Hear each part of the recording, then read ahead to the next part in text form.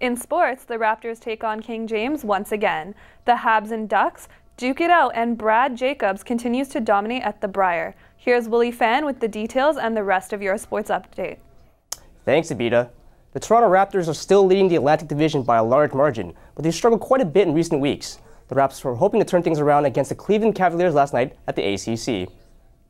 There's Kyle Lowry all suited up as he misses his third straight game. That's actually good news for LeBron James and his Cavs. First quarter, LeBron works his magic past several Toronto defenders and throws a no-look pass to Timothy Mozgov for the easy bucket. Late in the second quarter, Kyrie Irving busts the acrobatic move and scores despite the contact. Raps are down big at halftime, but Toronto starts to show a bit of life in the second half. Lou Williams dishes out to Jonas Valanciunas for the slam. Seconds later, things get a bit chippy. LeBron attacks the basket but gets hauled down by JV's flagrant foul. The big man offers a helping hand to the King, who waves him off. In the final frame, LeBron seals the deal with the crafty move. He finishes with 29 points and 14 assists. The Cavs defeat the Raptors 120-112. The Montreal Canadiens are leading the Eastern Conference, while the Anaheim Ducks lead the stacked West. Both teams met on the ice on Wednesday night in a battle between the league's best. There's John Gibson starting in net for the Ducks against the Habs' Carey Price. First period, Francois Beauchemin takes the pass and beats Price to open the scoring. Price actually gets a piece of the puck but doesn't make the full save. Ducks lead 1-0. In the second, Rickard Rakell gets the rebound to beat Price. Ducks lead 2-0.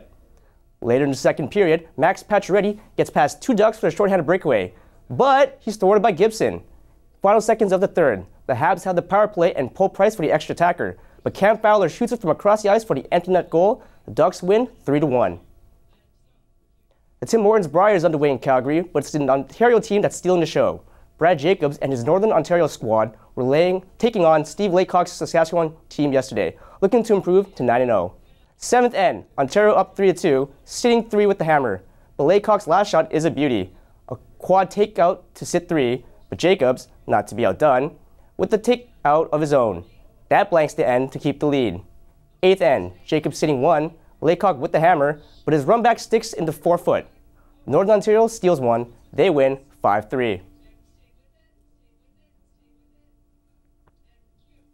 Now with what Mother Nature has in store, here's Shaw Williamson. We just had to get through today, guys, and the temperatures will be looking up.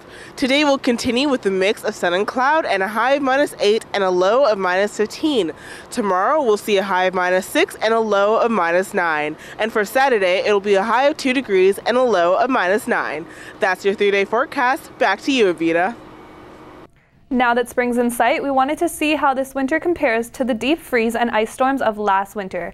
We sent Shai Williamson to find out what you think. And so would you say that this winter is worse or better than last? Worse, definitely worse. Yeah? I would say because it's cold and it's longer too, like it's March, I would expect it to be gone by now. So what has been your biggest issue with winter?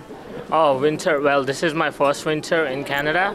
Yeah, so for me, it's actually transportation because, it's kind of harder to get buses and they are not usually on time. So that's why, that's the most biggest issue in winter. So since this is your first winter, do you enjoy it? Oh yeah, actually I do. I love snow. That's why I enjoy winter a lot. And finally, is there anything positive that has come out of the winter? Well, I get to wear my beanie all day long, so I would say that'd be it. None at all, not one bit.